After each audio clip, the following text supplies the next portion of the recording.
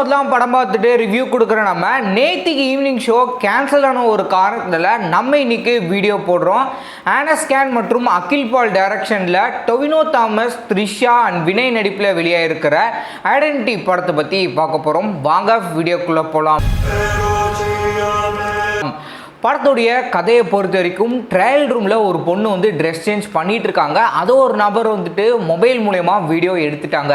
Mobile மூலயமா video எடுத்து blackmail பண்ணுற அந்த ஒரு நபருக்கு என்ன ஆகுது, யார் அவங்கள கொலை பண்ணியிருப்பாங்க அப்படின்ற விடை தான் இந்த படத்துடைய மொத்த கதை. அடுத்தடுத்து என்ன நடக்க போகுது அப்படின்னு சொல்லி நம்மளை ரொம்பவே என்கேஜாக படத்துடைய ஃபர்ஸ்ட் ஹாஃபை கொடுத்துருந்தாங்க. யார் அந்த விக்டமாக இருப்பாங்க, யாருப்பா அந்த கொலையை பண்ணியிருப்பா அப்படின்னு சொல்லி எதிர்பாராத ட்விஸ்ட் அண்ட் டர்னோட இந்த படத்தோட ஃபர்ஸ்ட் ஹாஃபும் சரி, அதே சமயம் செகண்ட் ஹாஃபும் வேறு லெவலில் ஒரு பயங்கரமான ஒரு ஸ்க்ரீன் பிளே வந்து ப்ரெசென்ட் பண்ணியிருந்தாங்க. படம் பார்க்கும்போது நம்மளுக்கு ஒரு டப்பிங் படம் பார்க்குறோம் அப்படின்ற ஒரு ஃபீலே இல்லை. தமிழில் ஒரு சில படங்கள் எடுத்துட்டிங்கன்னா அது ஒரு தெலுங்கு படமாக இருக்கலாம், இல்லை வந்து மலையாளம் படங்கள் கூட மேபி ரிலீஸ் ஆகிருக்கலாம் அப்படின்னு சொன்னால். ஏன்னா இங்கே பல படங்கள் எடுத்துட்டிங்கன்னா டப்பிங் படம் பார்க்குற ஒரு ஃபீலே கொடுக்காது. சரி டப்பிங் படம் பார்க்குற ஒரு ஃபீல் தான் வந்து கொடுக்கும்.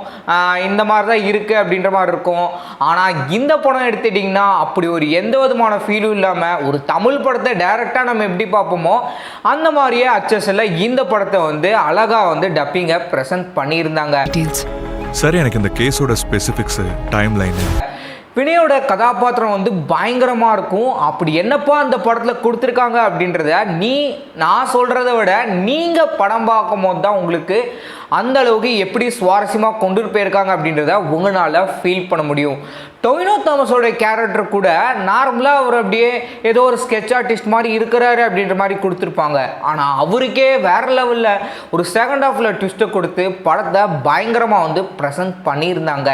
இந்த படத்தில் ஜாக்ஸ் பிஜோடைய மியூசிக்கை பற்றி கண்டிப்பாக சொல்லியே ஆகணும். ஏன்னா இந்த படத்தில் அந்த ஒரு த்ரில்லிங்கான எலமெண்ட் எல்லாத்துக்கும் பயங்கரமாக நல்ல ஒரு என்கேஜிங்கோட ஒரு அட்டகாசமாக எப்படி ஒரு த்ரில்லர் மூடுக்கு கொண்டு போனோம் அப்படின்றதுல வந்து ஜாக்ஸ் பிஜோ வேறு லெவலில் வந்து மியூசிக் கம்போஸ் பண்ணியிருக்காரு.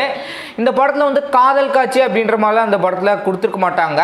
அண்ட் பாடலை பற்றி மெயினாக அந்த படத்தில் சொல்லணும். ஏன்னா இது ஒரு டப்பிங் படம். ஏன்னா நம்ம பல டப்பிங் படங்களை வந்து நம்ம பார்த்துருக்கோம். பாடல் அப்படின்னு பொறுத்த வரைக்கும் பெருசாக சொல்கிற அளவுக்கு இருக்காது. ஒரு சில படங்களில் மட்டும்தான் டப்பிங் பாடல் வந்து நல்லாயிருக்கும். அந்த வரிசையில் இந்த படத்தில் இடம்பெற்ற 2 பாடலுமே அருமையாக வந்து லிரிக் வந்து தமிழையும் நல்லா இருந்தது. ஏன்னா இது ஒரு மலையாளம் படம் அப்படின்றதுனாலேயே தமிழில் லிரிக் எழுதும் போது மலையாளமும் தமிழும் கிட்டத்தட்ட ஒரே மாதிரி தான் இருக்கும் இல்லையா? ஸோ அதனால் வந்துட்டு தமிழ் லிரிக்ஸும் கேட்கறதுக்கு அருமையாக இருந்தது.